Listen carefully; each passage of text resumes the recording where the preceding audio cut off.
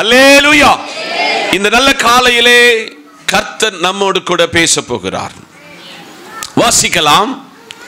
எரேமியா தீர்க்க தரிசன புஸ்தகம் 39ஆம் அதிகாரம் 17ஆம் வசனம். ஆனால் அந்நாளிலே உன்னை தப்புவிப்பேன் என்று கர்த்தர் சொல்லுகிறார். நீ பயப்படுகிற மனுஷரின் கையிலே ஒப்பு கொடுக்கப்படுவது இல்லை. கண்களை மூடுவோம், ஜெபிப்போம். உன்னதரும் உயர்ந்தவரும் சிங்காசனத்தில் வீற்றிருக்கிறவரும் வரப்போகிறவருமாயிருக்கிற சர்வ வல்லமையுள்ள நல்ல பிதாவே, வார்த்தை உம்முடையது, வார்த்தையின் மறைப்பொருளை வெளிப்படுத்தி தாரும். பேசுகிறவர் நீரப்பா, நீரே ஜனத்தோடு பேசும். இயேசு கிறிஸ்துவின் பரிசுத்த நாமத்தில் ஜெபிக்கிறோம் எங்கள் நல்ல பிதாவே, ஆமென்.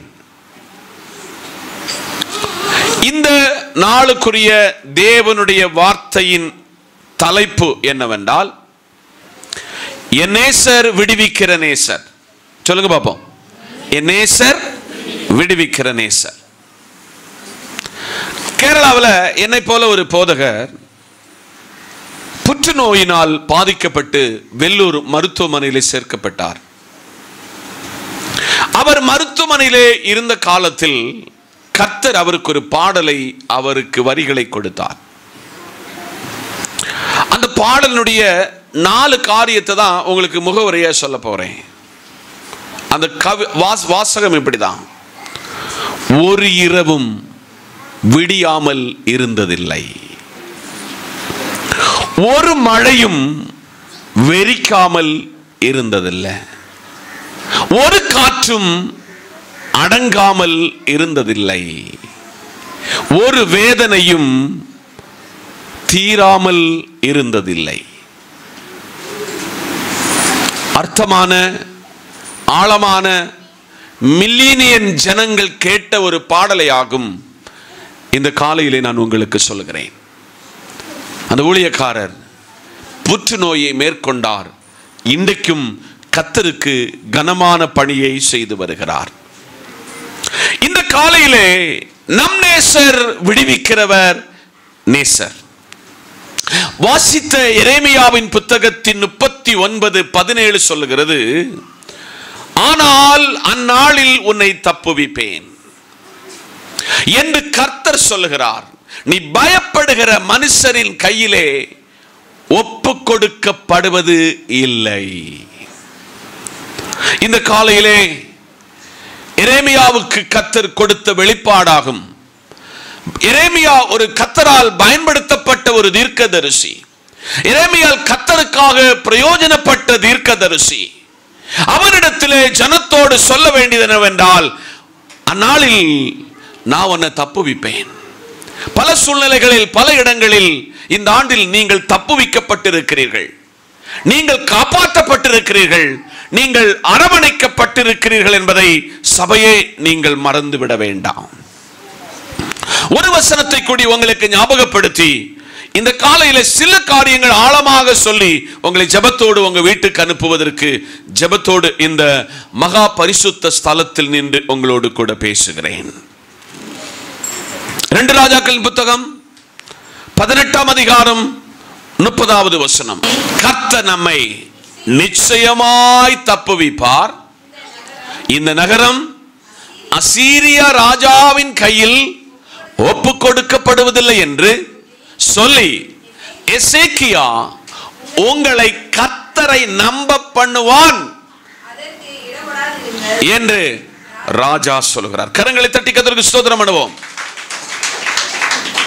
இந்த காலையிலே இஸ்ரவேலர்களுடைய வாழ்வு சரித்திரத்தை கற்றுக்கொள்ளும் பொழுது, இஸ்ரவேலர்கள் 430 வருஷம் அடிமையாயிருந்தார்கள். அடிமையாயிருந்த இந்த ஜனத்தை, அடிமைப்பட்டிருந்த ஜனத்தை அவருடைய கண்ணீரின் கூக்குரலை கேட்டு கர்த்தர் அவர்களை விடுவித்தார். விடுவிக்க சொல்ல ஒரு பிராமிஸ் சொன்னாரு. நான் உங்களுக்கு கொடுக்க போகிற தேசம் என்பது கானான் தேசம். அந்த தேசத்தினுடைய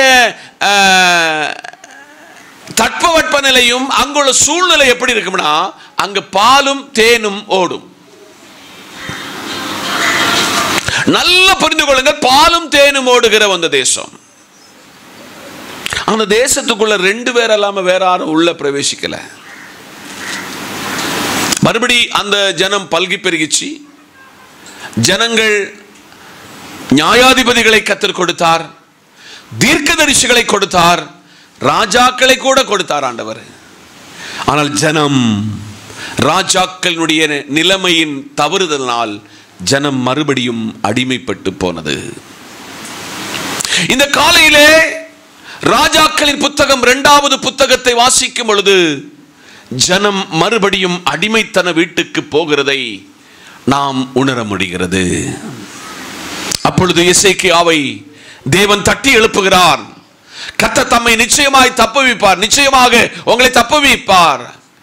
இந்த நகரம் அசீரியா ராஜாவின் கையில் ஒப்பு கொடுக்கப்படுவது இல்லை என்று எசேக்கியா உங்களுக்கு கர்த்தர் சொன்னதை நம்ப பண்ணுகிறார்.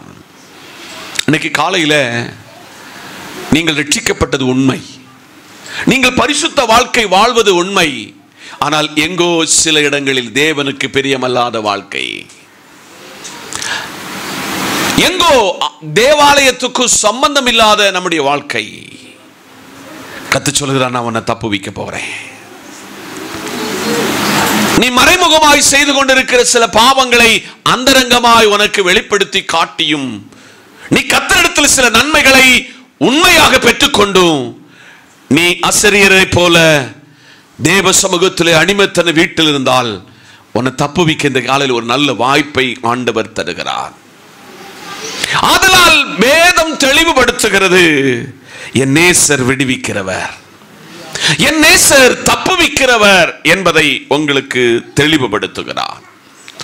இப்ப 3 காரியத்தை சொல்லி எதற்கு தப்புவிப்பார், யாரை தப்புவிப்பார் என்பதை உங்களுக்கு சொல்ல போறேன். ரொம்ப தெளிவா கேட்கணும். ஒவ்வொரு சண்டை நீங்க வர சொல்ல உங்களை புதுப்பித்து உங்களை ஒரு புது மனிதனாக கர்த்தர் இங்கிருந்து கொண்டு போகிறார் என்பதை மறந்து விடாதீர்கள். கேட்க சொல்ல ரொம்ப இனிமை, ஒப்பு கொடுக்க சொல்ல ரொம்ப இனிமை.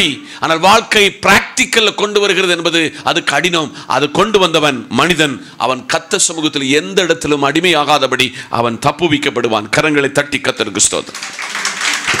எசையா தீர்க்கதரிசன புஸ்தகம் 46ஆம் அதிகாரம் வசனம் 4 ஒருவர் திருப்பிக் கொள்ளலாமே. உங்கள் முதிர் வயது வரைக்கும் நான் அப்படியே செய்வேன், நரை மட்டும் நான் உங்களை தாங்குவேன், நான் அப்படி செய்து வந்தேன், இனிமேலும் ஏந்துவேன், நான் சுமப்பேன், தப்புவிப்பேன். பக்கத்தில் இருக்கிற கையில சொல்லுங்க, தப்புவிப்பேன். என்ன சொல்லுங்க? தப்புவிப்பேன். இனி இந்த 3 விஷயத்தை உங்க மைண்ட்ல அப்படியே பிடிச்செடுக்கணும். தப்புவிப்பேன், தப்புவிப்பேன். எப்படி தப்புவிப்பேன்? எசையா இயேசு கிறிஸ்து வாழ்வதற்கு முன்பதாக 740 ஆண்டுகளுக்கு முன்பு வாழ்ந்த ஒரு தீர்க்கதரிசி, கொட்டாரங்களிலே அரண்மனைகளிலே கர்த்தர் பணியை செய்த ஒரு தீர்க்கதரிசி. அவனுக்கு பேரு ராஜாக்களின் மத்தியிலே ஊழியம் செய்கிற மேசியாவின் தீர்க்கதரிசி என்ற ஒரு பட்டப்பேர் அவனுக்கு உண்டு. அவங்கிட்ட கர்த்தர் சொல்லிக் கொடுக்கிறாரு, முதிர் வயது வரையும் நான் அப்படி செய்வேன். இன்னைக்கு நீங்க எப்படி குடுகுடுன்னு ஓடுறீங்களோ வாலிபத்துல, இதே போல உங்கள் முதிர் வயதில் நான் உங்களை ஓட செய்வேன். இன்னைக்கு உங்களுக்கு சில வெள்ளை முடி வந்துச்சுன்னா உடனே நம்ம கட் பண்ணுகிறோம், டை அடிச்சிருந்தோம். உங்க சரீரத்தில் காணப்படுகிற மண்டையில் காணப்படுகிற சகல முடியும் ஒரு நாள் வெள்ளை முடியாகும். நான் நரை மட்டும் உங்களை தாங்குவேன். இப்போ பேனா பிடிச்சு நீங்க சீக்கிரம் என்ன செய்யறீங்க? சிக்னேச்சர் பண்ணிடுவீங்க, எழுதிடுவீங்க. இந்த கை பேனா பிடிக்கிறதுக்கு கிடுகிடுன்னு ஆடுகிற ஒரு காலம் வரும். அதனால பிரசங்கி சொல்றாரு, இந்த காது அவுட் ஆகும், கண்ணு அவுட் ஆகும், எந்திரக்கல்லாகிய இந்த 32 பல்லு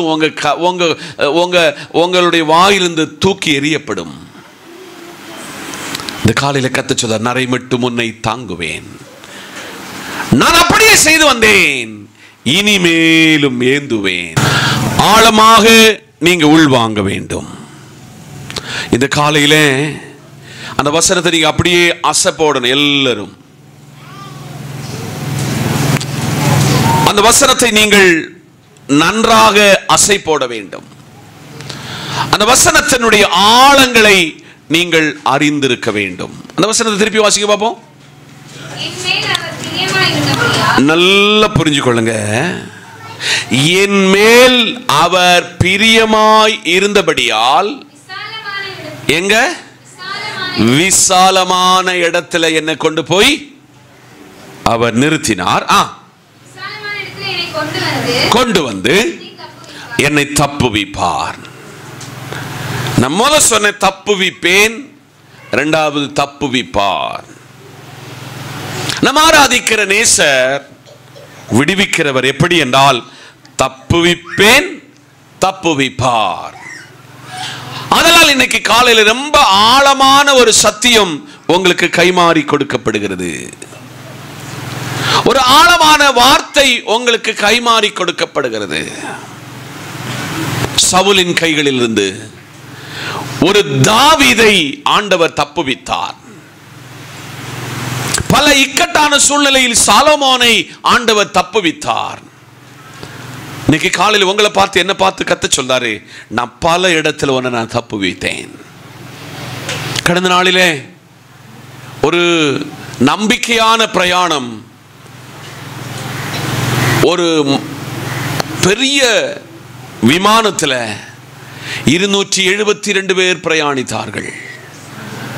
அதில் ஒருவரை தவிர்த்து மற்ற அந்த நர்சிங் மருத்துவமனையில் படித்த அந்த காலேஜில் படித்த பிள்ளைகள் மரித்து போன ஸ்தானத்தில் இந்த காலையில் இந்த ஆண்டு உங்களையும் என்னையும் அவர் தப்புவிப்பேன் என்று சொல்லியிருக்கிறார். தப்புவித்தார் என்று சொல்லுகிறார். அதனால் இந்த தாவீதை தேவன் தப்புவித்தது உண்மை உண்டால், இந்த தாவீதை தேவன் பாதுகாத்தது உண்மை என்றால், உங்களையும் என்னையும் தப்புவித்தேன் என்று ஆண்டவர் சொல்லுகிறார். மூன்றாவதாக ஒரு வசனத்தை கூட வாசிக்கலாமே. எரேமியா 15ஆம் அதிகாரம் 20ஆம் வசனம். உன்னே இந்த ஜனத்துக்கு எதிரே அரணான வெங்கல அலங்கமாக்குவேன், அவர்கள் உனக்கு விரோதமாக யுத்தம் எழும்புவார்கள், ஆனாலும் உன்னை மேற்கொள்ள மாட்டார்கள். உன்னை ரட்சிப்பதற்காகவும் உன்னை தப்புவிப்பதற்காகவும் நான் உன்னோடு கூட இருக்கிறேன் என்று கர்த்தர் சொல்லுகிறார். தப்புவிப்பதற்காக சொல்லுங்க. இப்ப 3 காரியம் சொன்னேன். தப்புவித்தேன், தப்புவித்தார், தப்புவிப்பதற்காக. நல்ல உள்வாங்கிக் கொள்ளுங்கள். இந்த காலையிலே எரேமியா என்கிற ஒரு நல்ல ஒரு தீர்க்கதரிசி உன்னை இந்த ஜனத்துக்கு எதிராக அரணான வெங்கல அலங்கமாக்குவேன். பொதுவாக தீர்க்கதரிசிகளை நீங்க ஏற்று பார்த்தீங்கன்னா, தீர்க்கதரிசிகளும் நியாயாதிபதிகளும் ஊழியக்காரர் எங்குமே அங்கீகரிக்கப்பட்டதாக எங்குமே நம்ம பார்க்க முடியாது. ஏனென்றால் அவங்க உண்மை பேசுவாங்க, கர்த்தர் சொன்னதை பேசுவாங்க. எல்லாருக்கும் அது பிடிக்காது, எல்லாரும் அதை ஏற்றுக்கொள்ள மாட்டார்கள். ஆனால் இங்கே கர்த்தர் எரேமியாவை பார்த்து சொல்கிறார், உன்னை இந்த ஜனத்துக்கு எதிராக யாராக அரணான வெங்கலமாக்குவேன். இந்த காலையிலே உன்னை இந்த ஜனத்துக்கு எதிராக அரணான வெண்கலமாக்குவேன். அவர்கள் உனக்கு விரோதமாக என்ன செய்வாங்க? யுத்தம் பண்ணுவார்கள். எரேமியாவை நீங்க வீட்டில் போய் படிக்க சொல்ல, எரேமியாவை குறித்து நல்ல ஒரு ஸ்டேட்மெண்ட் என்னன்னா, உண்மையை சொல்லிக்கிட்டே போய்கிட்டு இருப்பாரு. ஆண்டவர்கிட்ட வாங்கினதை அப்படியே பிடிச்சு ஜனங்களுக்கு சொல்லுவாரு. இன்னைக்கு உண்மை பேசுகிற ஊழியக்காரன் அங்கீகரிக்கப்படுவதில்லை. தண்டிக்கிற, சிக்ஷிக்கிற, கடிந்து பேசுகிற ஊழியர்கள் அன்றும் இன்றும் அங்கீகரிக்கப்படவில்லை. உனக்கு விரோதமாக யுத்தம் பண்ணுவார்கள், ஆனாலும் உன்னை என்ன செய்ய மாட்டாங்க? மேற்கொள்ள மாட்டார்கள். உன்னை ரட்சிப்பதற்காக, உன்னை தப்புவிப்பதற்காக நான் உன் கூட இருக்கிறேன். இன்னைக்கு காலையில் சபையே, உங்க கூட பணியாற்றுகிறவங்க, உங்க கூட நடக்கிறவங்க, உங்கள்கிட்ட சிரிச்சு பேசுகிற நம்பிராதங்க. ஒருவேளை அவர்கள் நிமித்தம் உங்களுக்கு இடர்கள் வரும், அவர்கள் நிமித்தம் சில வேதனையான அனுபவங்கள் உண்டாகும். ஆனால் கர்த்தர் சொல்றாரே, நான் உன்னை அதிலிருந்து தப்புவிப்பேன். ஆமென் சொல்லுங்க. தப்புவிப்பேன். இப்போ 2 காரியங்களாக உங்கள்கிட்ட இந்த பிரசங்கத்தில் மென்ஷன் பண்ண போகிறேன். 2 கொஸ்டின் ஆக்கும். எதற்கு தப்புவிப்பார்? நம்பர் 1. 2, யாரை தப்புவிப்பார்?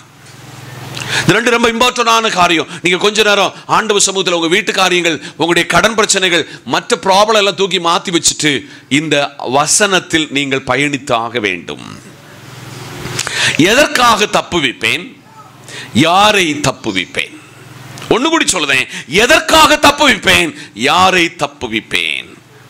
பிரசங்கத்தோட டைட்டில் நம் நேசர் தப்புவிக்கிற நேசர். வாசிங்க, எதற்காக தப்புவிப்பார். 72ஆம் சங்கீதம் அதனுடைய 14ஆம் வசனத்தை திருப்பிக் கொள்ளுங்கள். அவர்கள் ஆத்துமாக்களை வஞ்சகத்திற்கும் கொடுமைக்கு தப்புவிப்பார், அவருடைய ரத்தம் அவருடைய பார்வைக்கு அருமையாயிருக்கும். அல்லேலூயா. எதற்கு அவர் தப்புவிக்க வேண்டும்? வஞ்சகத்தில் கொடுமையில் இருக்கிறவனை நான் தப்புவிப்பேன். உலகத்தில் தேவனுடைய சிருஷ்டியில் மனிதகுல மாத்திரதான் ஆத்மா உள்ள சிருஷ்டி. அவர்கள் ஆத்துமாக்களை வஞ்சகத்திற்கு, சொல்லுங்க என்னது, இந்த ஆத்மா பொல்லாததாகும், இது வஞ்சகம் வச்சிருக்கும், இதுகிட்ட கொடுமை இருக்கிறது. இந்த வஞ்சகத்திலும் கொடுமையிலும் இருந்து இந்த ஆத்துமாவை தப்புவிப்பார். சொல்லுங்க, அவருடைய ரத்தம் அவருடைய பார்வைக்கு அருமையானது. ஒருவன் மரித்து இன்னைக்கு அவன் ரத்தம் பேசிக்கிட்டு தெரியுமா? அவன் தான் ஆபேல்.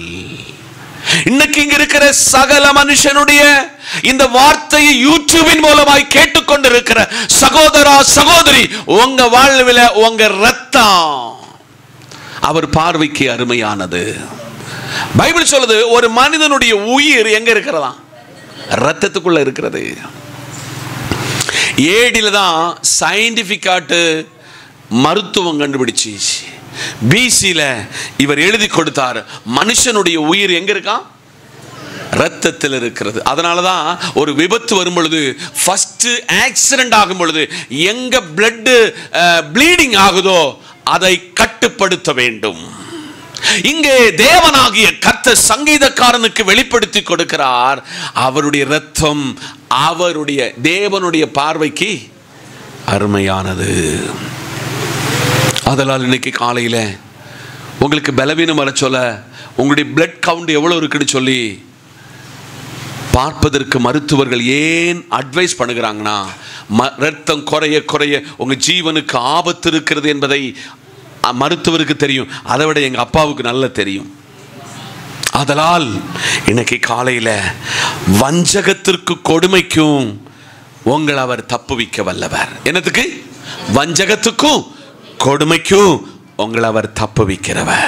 2, நீங்க பாட பாகமாக வாசித்த 91ஆம் சங்கீதத்தின் 3ஆம் வசனம், அவர் உன்னை வேடனுடைய கண்ணிக்கும் பாழாக்கு கொள்ளை நோக்கியும் தப்புவிப்பார்.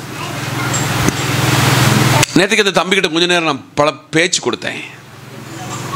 அவனுக்கு கண் பார்வை சுத்தம் இல்லை. அவன் ஒரு வாலிபன், அவன் பெட்டில் படுத்திருக்கிறான். உங்க பிள்ளைகளுக்கு ஒரு மண்டை அடிக்க வேண்டிய எத்தனை நாள் நீங்க அழுதீங்கன்னு உங்களுக்கு நல்லா தெரியும்.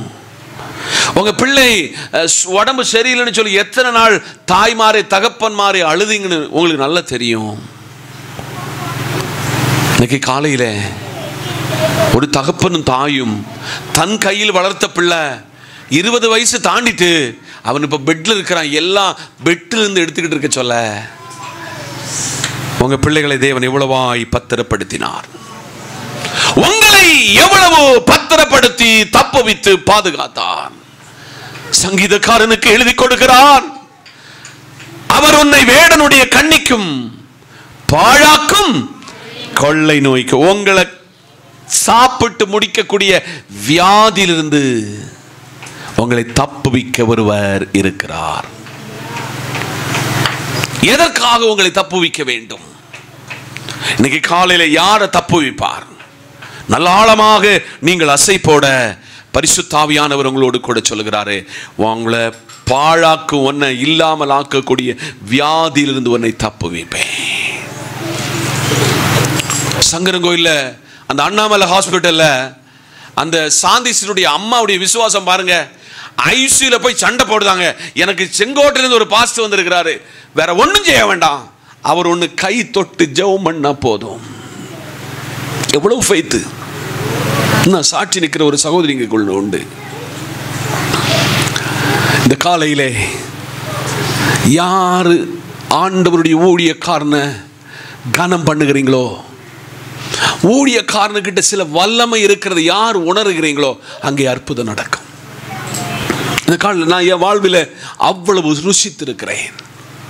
இது கட்டுக்கதை அல்ல, இது ஏதோ உங்களை சும்மா உங்களை ஏமாத்த வச்சு கூட, இது மேஜிக் அல்ல. உன்னை கொள்ளை நோய்களிலிருந்து, உன் கணவனை, உன் மனைவியை, உன் பிள்ளைகளை, உன் பேர பிள்ளைகளை தப்புவிக்க வல்லவர். இந்த காலையிலே பரிசுத்த ஆவியானவர் உங்கள்கிட்ட பேசிக்கிட்டு இருக்கிறாரு. இன்னைக்கு காலையில் உங்களை பார்த்து கத்த சொல்றாரு. எத்தனையோ கொள்ளை நோய்கள் உங்களுக்கு முன்னாக, மரணம் உங்களுக்கு முன்னாக நின்றுச்சு. இன்னைக்கு உங்களை ஆரோக்கியம் உள்ளவனாக கத்தருங்க நிறுத்தி இருக்கிறாரு. உங்க மனைவியை நிறுத்தி இருக்கிறாரு, உங்க கணவனை, உங்க பிள்ளைகளை நிறுத்தி இருக்கிறாரு, உங்க போதகர் நிறுத்தி இருக்காருயா. ஆமென். ஆதலால் சபை அதை மறந்து விடக்கூடாது. 2 கொரிந்தியர் புத்தகம் 1ஆம் அதிகாரம் 10ஆம் வசனம். அப்படிப்பட்ட மரணத்தின் நின்றும் அவர் எங்களை தப்புவித்தார், இப்பொழுதும் தப்புவிக்கிறார், இன்னும் தப்புவிப்பார் என்று அவரை நம்பி இருக்கிறோம். கரங்களை தட்டி கர்த்தருக்கு ஸ்தோத்திரம். எதற்கு உங்களை தப்புவிப்பார்னா, உங்களை மரணத்திலிருந்து தப்புவிப்பார். என்னதிலிருந்து? என்னதிலிருந்து? மரணத்திலிருந்து. ஒரு மனிதனுடைய வாழ்வு, மரணம் என்பது அது விடை பெரியாத பெரிய துக்கமாகும். பல பெற்றோர்கள் தங்கள் குழந்தைகளை இளம் வயதில், கணவன் மனைவி விவாகமாய் பாருங்க, கல்யாணம் ஆகி 2ஆம் நாளில் பிரயாணித்தவன் அவன் தன் இலக்கை அடைய முடியாமல் விமானத்தில் கருகி மரித்து போனான். இன்னைக்கு காலையில் கர்த்தர் உங்களை பார்த்து தெளிவுபடுத்துகிறார். மகனே, பவுலை கொண்டு இந்த கொரிந்து சபையை அந்த விசுவாசத்தில் அவங்களை வழிநடத்துவதற்கு, அவங்களை ஆவிக்குரிய நிலையிலே தைரியப்படுத்துவதற்கு, அப்படிப்பட்ட மரணத்திலிருந்து எங்களை அவர் தப்புவித்தார். எங்களுக்கு 4 சைடிலிருந்து கல்லறி வந்துச்சு. ஸ்தேவானை கல்லறிகிறது போல அன்னைக்கு நாங்களும் அடிபட்டவர்கள், கல்லறியப்பட்டவர்கள். ஆனாலும் எங்களை மரணத்திலிருந்து கர்த்தர் தப்புவித்திருக்கிறார். இப்பொழுதும் உங்களையும் அவர் தப்புவிப்பார், இனியும் அவர் தப்புவிப்பார் என்று அவரை நம்புங்கள்.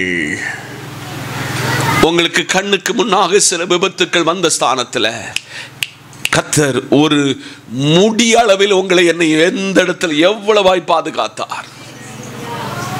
இன்னைக்கு காலையில் என் காரில் ஏற சொல்ல, என் காரில் நான் பயணித்த அந்த கிலோமீட்டர் செக் பண்ணேன். எல்லா நாளும் அப்படி செக் பண்ணதில்லை, இன்னைக்கு நான் செக் பண்ணினேன். 1,57,744 கிலோமீட்டர் ஒரு வாகனத்தில் ஒருவனை சஞ்சரித்து பத்திரப்படுத்தி பாதுகாத்து, அந்த வாகனத்தில் அவனை இதுவரையும் எந்த தீங்கும் சத்துருவும் தொடாதபடிக்கு, மரண கட்டுகள் தொடாதபடிக்கு பாதுகாத்திருக்கார் என்றால், அது ராஜன் பாஸ்டருடைய மலையாளத்தை சொன்னவள் மிடுக்கல்ல, திறமை அல்ல, அது கர்த்தர் பாதுகாத்தார். இன்னைக்கு காலையில் ஆவியானவர் சொல்லுகிறாரு, நான் உன்னை மரணத்திலிருந்து தப்புவித்திருக்கிறேன், நீ எனக்கு நன்றி உள்ளவனாக இருக்க வேண்டும், நன்றி உள்ளவனாக இருக்க வேண்டும் என்று கர்த்தர் உங்களை பார்த்து, என்னை பார்த்து சொல்லுகிறார். எதற்காக தப்புவிக்க வேண்டும்? மரணத்திலிருந்து உங்களை தப்புவித்திருக்கிறார். 4ஆவதாக மீகாவின் புத்தகம் 5ஆம் அதிகாரம் 6ஆம் வசனம். மீகா 5:6. இவர்கள் அசீரியா தேசத்தையும் நிம்ரோதின் தேசத்தையும் அதனுடைய வாசல்களுக்குள் உட்பிரகாரமாக பட்டயத்திற்கு இரையாக்குவார்கள். அசிரியன் வரும்போதும் அவனுக்கு கரங்களை தட்டி, நம் முகவரியாய் சொன்னேன், இஸ்ரவேலர்கள் 430 ஆண்டுகள் அடிமைகள். பெண்ணுக்கு பின்னால போனவன், சம்பத்துக்கு முன்னாம போனவன், ராஜாக்கள் எல்லாம் ஒண்ணு இல்லாம ஆண்டவர் தகர்த்தடித்தறிந்தார். பல ராஜ்யங்கள் சூறையாடப்பட்டது. நேபுகாத்நேச்சாரின் காலத்தில் ராஜ்யத்தில் அடிமைகளாக பிடித்துக் கொள்ளப்பட்டார்கள். ஆனா இங்க மீகா கிட்ட சொல்லுதாரு, இவர்கள் அசிரியா தேசத்தின் நிம்ரோதின் தேசத்தையும் அதனுடைய வாசல்களுக்கு உட்புறமாக பட்டயத்திற்கு இரையாக்கப்படுவார்கள். ஆனாலும் அசீரியர்கள் நம்முடைய தேசத்தில் வரும் பொழுது, நம்முடைய எல்லைகளை மிதிக்கும் பொழுது அவனுக்கு நம்மை தப்புவிப்பார். நம்ம இதுவரை பக்கத்து வீட்டுக்காரன் சத்துருன்னு நினைச்சுக்கிட்டு இருக்கோம். நமக்கு எதிராக பேசணும் தான் சத்துருன்னு நினைச்சு இல்ல. உங்களை இல்லாமல் ஆக்குவதற்கு ஒருவன் இப்பிரபஞ்சத்தின் அதிபதி. உங்களை ஜெபிக்க விடாதபடி, உங்களை வேதத்தை வாசிக்க விடாதபடிக்கு, பாருங்க இன்னைக்கு எத்தனை பேர் ஆப்சன்ஸ், ஆராதிக்க விடாதபடிக்கு. பிள்ளைய தந்தா அந்த பிள்ளைய கொண்டு நீங்க ஆராதனைக்கு வரணும். வீடு தந்தா மற்றவங்களுக்கு வீடு தந்ததை காட்டில் நீங்கள் முதலாவது கர்த்தரை ஆராதிக்கணும். வேலை இல்லாத இடத்தில் வேலையை தந்தா நீங்கள் முதலாவது கர்த்தரை ஆராதிக்க வர வேண்டும். வாகனம் இல்லாமல் இருந்து வாகனத்துக்காய் ஜெபித்த நீங்கள் முதலாவது இந்த இடத்தில் ஆராதிக்க வர வேண்டும். ஆண்டவர் சொல்றாரு, உன்னை சத்துருவின் கையில் இருந்து உன்னை நான் தப்புவிப்பேன். யார் கையில? சத்துரு. இன்னைக்கு நீங்க ஏதாவது ஒரு நிலையில வந்தீங்கன்னா, ஏதோ ஒரு சின்ன நெருக்கங்கள் வந்து உங்களுக்கு நெருக்கப்பட்டீங்கன்னா சத்துரு விதி எழுதுவான், இனி இந்த குழியிலிருந்து எந்திக்கவே மாட்டான். ஆனால் இந்த பைபிள் சரித்திரம் குழியிலிருந்து எழுப்பினவனை ராஜாவாக அபிஷேகம், மந்திரியாக அபிஷேகம் பண்ணினது இந்த வேத சரித்திரம். சத்துரு விதி எழுதுவான், நீ எந்திக்கவே மாட்ட. உன் காதுல பேசுவான், உன் இருதயத்துல பேசுவான். ஆனா அவர் சொல்றாரு, நான் அசீரியர்கள் கையில உன்னை தப்புவிக்க வல்லவர். அல்லேலூயா. நான் மீதியானியர்கள் கையிலிருந்து உன்னை விடுவிக்கிற ஆண்டவர். மித்தியானியர்கள் கையிலிருந்து உன்னை விடுவிக்கிற ஆண்டவர். நான் எகிப்திலிருந்து விடுவிக்கிற ஆண்டவர். நான் உன்னை விடுவிக்கிற ஆண்டவர். ஆதலால் சத்துருவின் கையிலிருந்து தப்புவிக்கிற ஒருவரை ஆராதிக்கிறீர்கள், மறந்து விடாதீர்கள். அஞ்சாவதாக 107ஆம் சங்கீதத்தில் 2 வசனம் எனக்கு வாசித்து தரணும். 107ஆம் சங்கீதம் 13ஆம் வசனம். ஒருவர் 20ஆம் வசனத்தை திருப்பிக் கொள்ளுங்கள். 107ஆம் சங்கீதம் 13ஆம் வசனம். தங்கள் ஆபத்திலே கர்த்தரை நோக்கி கூப்பிட்டார்கள், அவர்கள் இக்கட்டுகளிலிருந்து அவர்களை நீங்களாக்கி ரட்சித்தார். போதும். இரண்டாவது அந்த வசனத்தை வாசிப்போம். இப்ப 13 அங்க நிக்கட்டும். அஞ்சாவதாக எதற்கு தப்புவிப்பார்? அழிவிலிருந்து. சொல்லுங்க, அழிவிலிருந்து. நான் அந்த ஏர் இந்தியா விமானத்தில் பயணித்தவருடைய சிலருடைய லைஃப் ஹிஸ்டரியை படித்தேன். ஒரே குடும்பத்தில் அப்பா, ஒரே குடும்பத்தில் அம்மா, 3 இளம் பிள்ளைகள், ஒருவர் கூட தப்பிக்காமல் மரித்து போனார்கள்.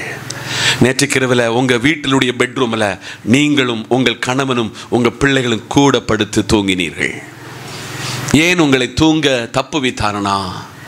உங்கள் எல்லா ஆபத்திலிருந்து, உங்கள் கண்ணிலிருந்து கண்ணீர் வடாதபடிக்கு உங்களை தப்புவிக்கிற ஒரு அனைண்டிங்கான ஒரு கரம் உங்கள் கூட இருக்கிறது.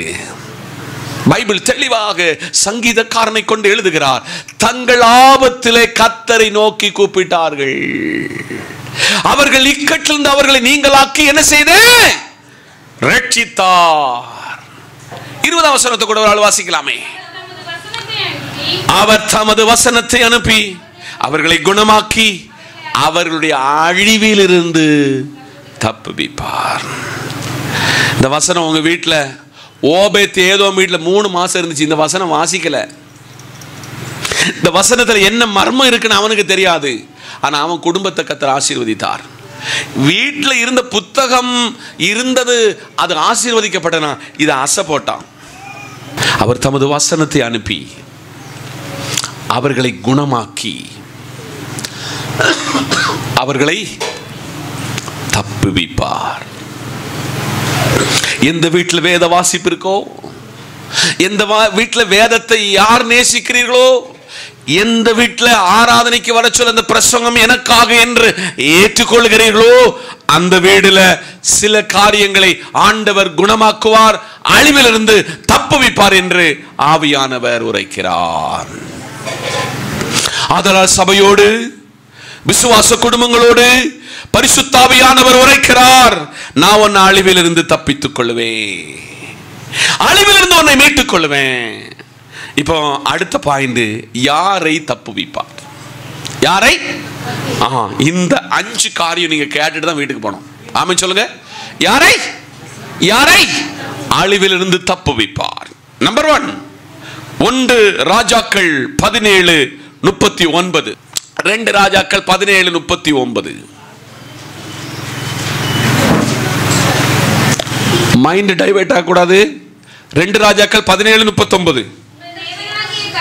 உங்கள் தேவனாகிய கர்த்தருக்கே பயந்து நடப்பீர்களாக, அப்பொழுது அவர் உங்கள் எல்லா சத்துருக்களின் கைக்கு தப்புவிப்பார் என்று கரங்களை தட்டி. யாரை தப்புவிப்பார் சொல்லுங்க? யாரை? நல்லா புரிஞ்சுக்காங்க. கர்த்தருக்கு எந்த ஒரு மனிதன் பயப்படுகிறானோ அவன் தப்புவிக்கப்படுவான். இன்னைக்கு உலகத்தில் நமக்கு எல்லாத்துக்கும் பயம் இருக்கு. ஸ்கூல்ல வேலை பார்க்குற டீச்சர்ஸ், ஆசிரியர், தலைமை ஆசிரியருக்கு ரொம்ப பயம். அல்லேலூயா.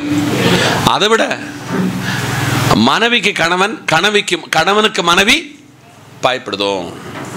அதை விட கொஞ்சம் கூடி எடுத்து சொன்னா உங்க பெற்றோருக்கு உங்க பிள்ளைகள் பயப்படுகிறது. அதை விட பெற்றோருக்கு பயப்படுகிற பிள்ளைகள் மாறி பிள்ளைகளுக்கு பயப்படுகிற பெற்றோர்கள் இன்னைக்கு இருக்கிறாங்க. கடிஞ்சு பேச முடியல பிள்ளைகள்கிட்ட, கண்டிச்சு பேச முடியல, அடிக்க சொல்ல திருப்பி அடிச்சிருது பிள்ளைகளு. ஆனா இன்னைக்கு காலையில கர்த்தர் சொல்லுகிறாரு, நான் யாரை தப்புவிப்பேன்? நீ கர்த்தருக்கு பயந்தால் நான் உன்னை தப்புவிப்பேன்.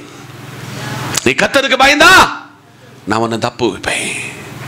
உன் தேவனாகிய கர்த்தர், அவர் ஒருவருக்கே பயந்து நடப்பீர்களாக, அப்பொழுது அவர் உங்கள் எல்லா சத்துருக்கள் கைகளுக்கு உங்களை தப்புவிப்பார் என்று அவர்களுக்கு சொல் என்றார். இன்னைக்கு காலையில் ஒரு கொஸ்டின் ஆண்டவர் கேட்கிறார், மகனே நீ இந்த கர்த்தருக்கு உண்மையா பயப்படுகிறாயா? உன் மனசாட்சிக்கு நீ பயப்படுகிறாயா? பழைய ஏற்பாட்டின் புத்தகத்தை நீங்கள் திருப்பி 39 படிக்க சொல்ல, வரலாறு என்னை படிப்பிச்சு ஆளாக்கி நிறுத்துறதுக்கு ஒரு காரியம் உண்டு. கர்த்தருக்கு எந்த ஒரு சந்ததி பயப்பட்டுச்சோ, கர்த்தருக்கு ஒரு சந்ததி எப்படி கீழ்ப்படிச்சோ அந்த சந்ததி ஆசீர்வதிக்கப்பட்டது. ஆபிரகாமை கர்த்தர் ஒரு அந்நிய தெய்வத்தை ஆராதிக்கிற வீட்டில இருந்து, தெய்வத்தை உருவாக்குற வீட்டில இருந்து கர்த்தர் கூப்பிடுதாரு. அவன் சொல்லுதாரு, உன் தேசத்தையும் உன் இனத்தையும் உனக்கு உண்டான எல்லாவற்றையும் விட்டு நான் காண்பிக்கிற தேசத்துக்கு போனா நான் உன்னை பெரிய ஜாதியாக்குவேன். அப்படி பயந்து அவன் ஓடி போனான். கர்த்தர் அவனுடைய வாழ்வில் கர்த்தருடைய பயம் விசுவாசிகளுக்கெல்லாம் அவனை தகப்பனாக மாற்றினது. யோபுடைய புத்தகம் 22:30. யோபு 22:30. குற்றமற்றாதவனையும் கூட தப்புவிப்பார், தப்பி போவான் என்றார். கரங்களை தட்டி இந்த நல்ல காலையிலே யாரை அவர் தப்புவிப்பார்? நல்லா புரிந்து கொள்ளணும். அந்த வசனம் ரொம்ப ஒரு காரியத்தை சொல்லுது. ஃபர்ஸ்ட் பிகினர்லையும் செகண்ட் பார்ட்லயும் 2 காரியம் அங்க மென்ஷன் பண்ணப்பட்டிருக்கிறது. குற்றமற்றாதவனையும் கூட, என்னது? எப்படி? சத்தம் போட்டு சொல்லுங்க. குற்றமற்றாதவனையும் கூட என்ன செய்வாரு? தப்புவிப்பாரு. செகண்ட், கைகளின் சுத்தத்தின் நிமித்தம். அல்லேலூயா. குற்றமற்றாதவனையும் தப்புவிக்கிறவர் கையில் என்னது இருக்கணும்? என்னது இருக்கும்? சுத்தம் இருக்கும். இந்த நல்ல காலையிலே சபைக்கு கர்த்தர் சொல்லுகிற ஒரு சின்ன ஒரு எக்ஸாம்பிளை சொல்லி இதை விளக்க போகிறேன். உங்கள் வீட்டில் மேக்சிமம் எல்லாரும் நீங்கள் அச்சாறு ஊறுகாய் விரும்புகிறாங்க. எல்லா வீட்டிலையும் உங்கள் ஊறுகாய் எடுக்கிறதுக்கு என்ன வச்சுருக்கிறீங்க? ஹலோ, ஒரு ஸ்பூன் வச்சுருக்கிறீங்க. ஒரு நாள் தப்பி தவறி இந்த ஸ்பூனை இல்லாமல் உங்கள் கையை போட்டீங்கன்னா சகல ஊறுகாவும் அச்சாரும், இது அவ்வளோ மோசமான கையாகும் இந்த கை. ஆனால் இன்னைக்கு காலையில் கத்த சொல்றாரு, குற்றமற்றாதவனையும் கூட தப்புவிப்பார், உம்முடைய கைகளில் சுத்தத்தின் நிமித்தம் உன்னை தப்புவிப்பார். உங்க கை சுத்தமா இருக்கணும். இந்த காலையில கத்த சொல்றாரு, கை எவனுக்கு சுத்தமோ அவனை நான் தப்புவிப்பேன். கை எவனுக்கு சுத்தமோ அவனை தப்புவிப்பேன். இன்னைக்கு காலையிலே உங்க எல்லாருடைய கண்ணை மறைத்து விடலாம், உங்க எல்லாரையும் கண்ணை மூட வச்சிடலாம். ஆனா ஒருவர் சகலத்தையும் பார்த்து கொண்டிருக்கிறார். உங்க அட்டெண்டன்ஸ் ரெஜிஸ்டர்ல என்னைக்கு கையொப்பம் போட சொல்ல, நாங்க செங்கோட்டை வட்டார ஊழியர் ஐக்கியத்துக்கு ஒரு ஒரு ஒரு அட்டெண்டன்ஸ் ஃபாலோ பண்ணதோம். அதுல serial number 1, name, time, signature. அதுல இன்னைக்கு வர நிறைஞ்ச இடத்துல சொல்லுதேன், 10 மணிக்கு போனோம்னா 10 மணின்னு கரெக்டாக மென்ஷன் பண்ணுவேன். 10:05னா 10:05ன்னு மென்ஷன் பண்ணுவேன். 11:30ன்னு சொன்னால் அதுலேயும் நான் மென்ஷன் பண்ணுவேன். இன்னைக்கு காலையில் இந்த கையை உங்களை என்னை பார்த்து சொல்றார், உன் கை எப்பவும் எங்கே என்னதான் இருக்கணும்? சுத்தமாக இருக்கணும். இந்த வாங்கல் கொடுக்கல் நமக்கு இருக்கு தெரியுமா? வாங்கல் கொடுக்கலிலே நீங்கள் சுத்தமாக இருக்கணும். உங்கள் கை வாங்கல் கொடுக்கல சுத்தமாக இருக்கணும். உங்க கணவன் வேலை செய்து வருகிற பணத்தில் உங்க கை சுத்தமா இருக்கணும். உங்க பிள்ளைகள் வேலை செய்து தம்புற சம்பளத்தில் உங்க கை சுத்தமா இருக்கணும். அதெல்லாம் இன்னைக்கு காலையில உங்க கை என்னதான் இருக்கணுமா? சுத்தமா இருக்கணும். மூன்றாவது, யாரை அவர் தப்புவிப்பார்? தானியேல் 6:16. தானியேல் 6:16 வாசிங்க. அப்பொழுது ராஜா கட்டளையிட்ட அவர்கள் தானியேலை கொண்டு வந்து அவனை சிங்காசனத்தின் சிங்கங்களின் கெபியிலே போட்டார்கள். ராஜா தானியேலை நோக்கி, நீ இடைவிடாமல் ஆராதிக்கிற உன் தேவனாகிய உன் தேவன் உன்னை தப்புவிப்பார் என்றான். அல்லேலூயா. கரங்களை தட்டி. யாரை தப்புவிப்பார்?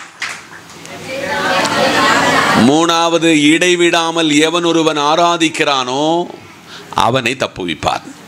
நல்ல உள்வாங்கிக்காங்க, நல்ல பிடிச்செடுத்துக்காங்க. இன்னைக்கு நம்ம கிட்ட ஒரு தனிப்பட்ட ஜெபம் இல்லை தெரியுமா? தனிப்பட்ட ஆராதனை இல்லை தெரியுமா? சர்ச்சில் வந்து நம்ம இதுவரையும் வேடிக்கை தான் பார்த்துக்கிட்டு இருக்கோம். நான் இன்னைக்கு அங்கே வேமந்தூரில் ஆராய்ச்சிட்டு இருக்கேன். அங்கே ஒருத்தன் கையை கட்டிட்டு இப்படி டெம்பரா நிற்கான். உங்களை ஆராதிப்பதற்கு டெம்பரா நிற்கிறதுக்கு இங்கே உங்களுக்கு அனுமதி இல்லை. உங்கள் வாய் பல இடத்துல மௌன சாமின்னு சாமி மாறு உண்டு. என்ன சாமி? உங்களை இங்கே மௌன சாமியாக நிறுத்த இங்கே வரல. டாக்டர்கிட்ட போதில் ஆன்னு சொன்னா அப்பா எவ்வளோ வாய் சிரிச்ச எப்படி சிரிப்பேன் தெரியுமா? 32 பல்லும் தெரியும். ஆனால் ஆராதிப்பதற்கு, தேவனை துதிப்பதற்கு இந்த நாவு வெளியில் வராது. தானியேல் நல்ல தெரியும், இன்னும் சில நிமிடத்துக்குள்ள நம்ம எங்க போகிறோம்? சிங்கக்கவியில். இவனை போட்டவனுக்குள்ள விசுவாசம் பாருங்க. அதான் ஹைலைட். உன்னை சிங்கக்கவியில போட்டாலும் நீ ஆராதிக்கிற, நீ இடைவிடாமல் ஆராதிக்கிற உன் தேவன் உன்னை தப்புவிப்பார். தப்புவிப்பேன் இல்ல, தப்புவிப்பார் என்றான். யாரை தப்புவிப்பார்? சத்தம் போட்டு சொல்லுங்க. இடைவிடாமல். நீ படுத்துக்கிட்டே ஆராதிக்கலாம், நீ பாத்திரம் கழுகி கொண்டே ஆராதிக்கலாம், ஒட்டரை அடித்துக்கொண்டே நீ ஆராதிக்கலாம். அது உன் சந்ததி ஆசீர்வாதத்தின் நேராக செல்லும். உன் சந்ததியை உயர்ந்த ஸ்தானத்தில் கொண்டு வரும். உன் சந்ததியை மேன்மையாக வைப்பார். இன்னைக்கு எழுதி கொள்ளுங்கள், நீ ஆராதிச்ச உன் பிள்ளை ஆசீர்வாதமா இருக்கும். உண்மையா தேவனை மனமிட்டு ஆராதிச்சா உன் சந்ததிகள் ஆசீர்வதிக்கப்படும். 1200 ரூபாய்க்கு இந்த செங்கோட்டை மண்ணுக்கு சம்பளத்துக்கு ஊழியத்துக்கு வந்த ஒரு போதகராகும் நான். என் 2 பிள்ளைகளையும் கை நிறைய சம்பளம் வாங்க என் பிள்ளைகளை, என் சந்ததியை ஆண்டவர் உயர்த்தினார்.